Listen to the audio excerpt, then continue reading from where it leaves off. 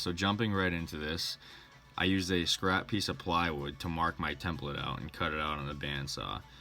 I got a template offline that was from another guy that made a wavy flag, and I take that paper that I printed out and I tape it down to the piece of plywood, and then I trace it all out on there, and I cut it proud of the line, so I leave the line on there when I cut it on the bandsaw, and then I come over to the belt sander over here and I get as close to the line as I can. I actually try and sand the line off best I can, take down all the rough edges. Now you should have something that looks something like this. If it doesn't, then you messed up. Then I come over to the planer and I plane all the 2x4s down. They're already, rough cut, so I just want to take it down and make sure there's no warps or bends left in them. So I try to keep it as close to 1.5 inches as I can.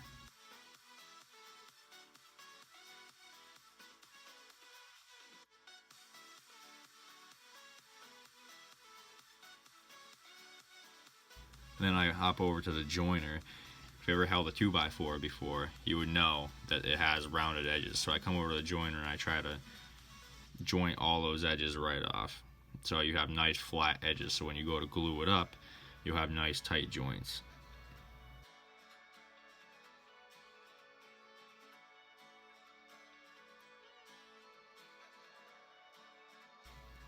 Then you bring it over to the chop saw or the miter box, and you can just cut them down to size. So I cut all my pieces to 37 inches long, but you want to clean up one edge first. So 2x4s usually have a rough edge on them, so you want to cut that rough edge off and measure from that side over, just so you know you have 2 square edges.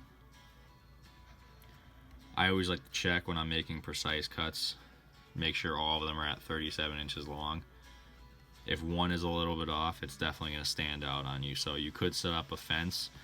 I didn't really like to do that just because I only had 13 pieces to cut, and usually my cuts are pretty accurate, so I didn't really need to do that.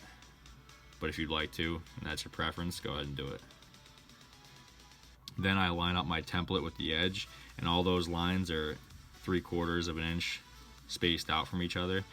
And then I also labeled all 13 of my pieces, 1 through 13. And you want to slowly move it down each piece that you go. So number 1 piece goes to the number 1 line, number 2 piece goes to the number 2 line, and so on and so forth. So that will give each piece their own little stagger, and that will give it the wave in the end. I actually had to end up making 2 templates because my first template was too short. So I just matched them up and butted them up against each other, and then you make a nice smooth line. So now this is probably the longest process of the whole thing. You want to go over to the bandsaw and cut them all out. Again, you want to try and get close to the line, as close as you can at least, but you want to still try to leave the line on there because you're going to sand the rest of that off later. There's almost no way you're going to get close enough to that line.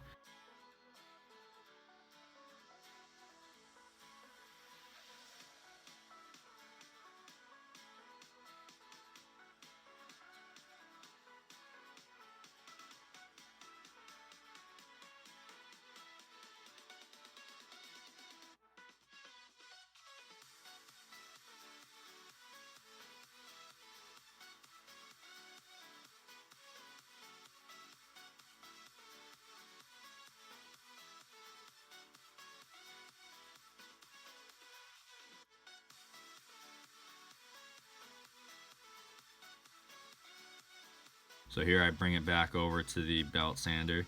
I just get as close to the line as I can, just cleaning up all those edges, making sure it's a nice smooth wave, because you don't want your flag looking all bumpy later.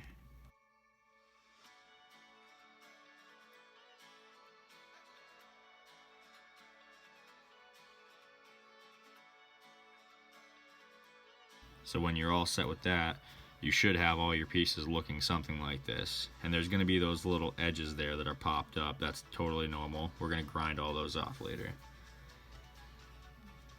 So now the glue up begins. You want to make sure that glue is on every surface of all those pieces that are getting glued together, because if they're not, then the joint could come apart, or you might just see the joint, and that's the last thing you want. You want every joint to be so tight that when you clamp it together, the beads of glue actually pop out the top, and it should look like that when you're done.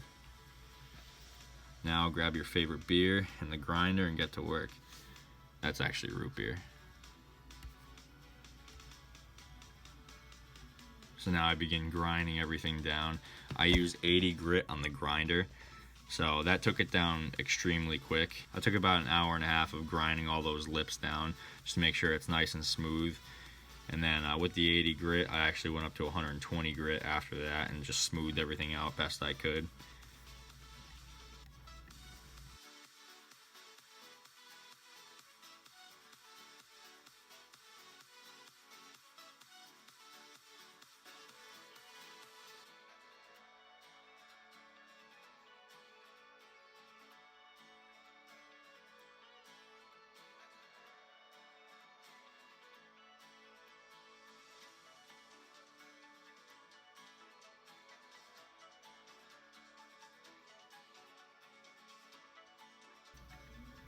And then once you're all done and all set with grinding, you think you got it all down, I took my hand sanding and started with that with 80 grit, and I also moved back up to 120 grit just to get everything as smooth as I could. I ended up taking the orbital sander after that, but then here I'm testing the tape just to see what tape works best, and I found out that the foil tape will leave nice crisp lines, and I put scotch tape underneath that. The reason why I did scotch tape underneath is because the scotch tape doesn't have a whole lot of sticky residue that it will leave behind when you end up taking it up. But with the foil tape, it's very, very strong tape. So if you rip that off the wood later on, it will leave that stickiness, and you don't want that because then it won't come out how you want it to. So this is the most tedious part of the entire project, I think, is taping this whole thing up. This took a couple hours actually between the scotch tape and the foil tape. But you really want to take your time with this stuff just because it'll come out really, really nice, and you'll love the end result when you're done.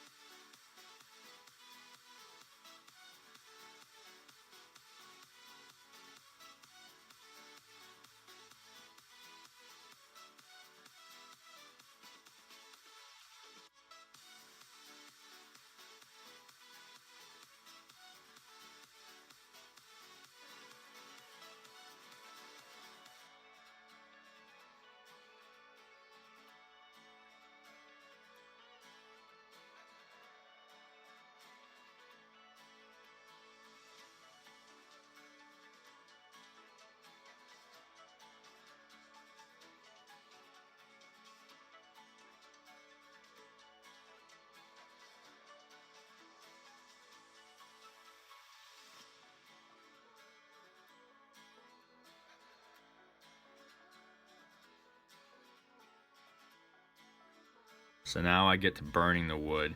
So I take my torch, and if I were to do this again, I would probably burn all that a little bit darker just because the contrast between the black union background that I'm going to be doing after this was a little bit darker than what I had planned on.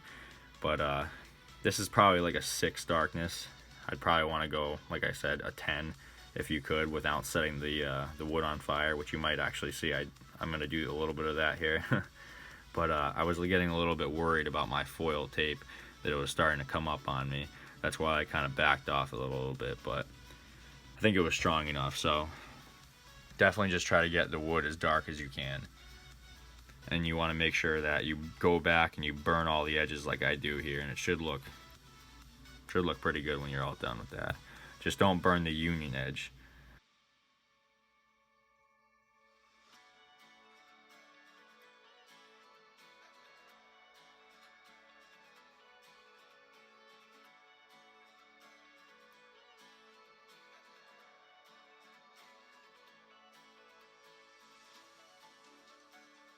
Now here, I'm coming back, taking off all the tape. So as you can see, the tape comes off pretty smoothly. It didn't take too long, just made quick work of that. And then it leaves those nice crisp lines that you want. So here, I'm getting ready to spray paint the union background. So I tape a nice piece of plastic over the entire thing. Just make sure you seal it off nice and good so you don't get any spray paint on the piece that you already burned. And here I'm starting to spray paint over the background of the union. And that's going to give a really nice contrast between the black background and the burn stripes that you have now already. Make sure you get the edges too, and tape off the other edges that you don't want spray painted, because if you do, then you're really going to regret it. So now I'm starting to carve out the stars. You want to use a 1/2-inch chisel, and I'll put the union stencil that I used in the description. But I first started out with, I took a pen and a pencil and I traced out all the stars on the wavy background union. And you can barely see it in the video there, and I could barely see it myself when I was carving them out, so it was a little bit tricky. But I only used a 1/2-inch chisel too, because it works out perfectly with the edges. And when you're doing this, you just really want to take your time with that, because if you don't, then you're going to regret it and your stars are not going to come out nice and straight. This is my first time actually using a chisel doing these stars. I did another flag before this that was a flat flag, it wasn't wavy, and I used the Dremel, and they just don't come out as good. You know, it's like they're the same depth, but they're not as sharp looking as these stars were. So I definitely recommend using a chisel and taking all the time you need, because it's definitely worth it in the end.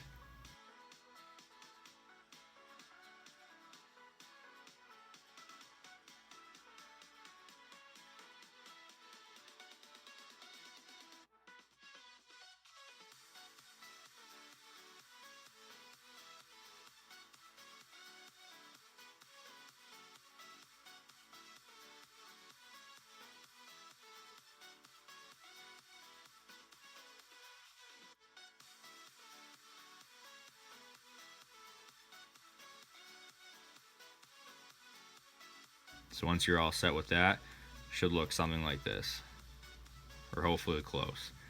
So then I take my polyurethane. I like to use a really thick polyurethane on my projects, just so I don't have to do 10 coats. I usually end up doing 2 or 3. Just make sure you get the whole entire surface, because if you miss a part of it, you can go back and get it on the 2nd or 3rd coat. But if you miss it on all those coats, then it's not going to look right. It's going to stand out like a sore thumb. If you guys enjoyed this video, make sure you leave a like and subscribe, and just let me know down in the comments what you think my next project should be.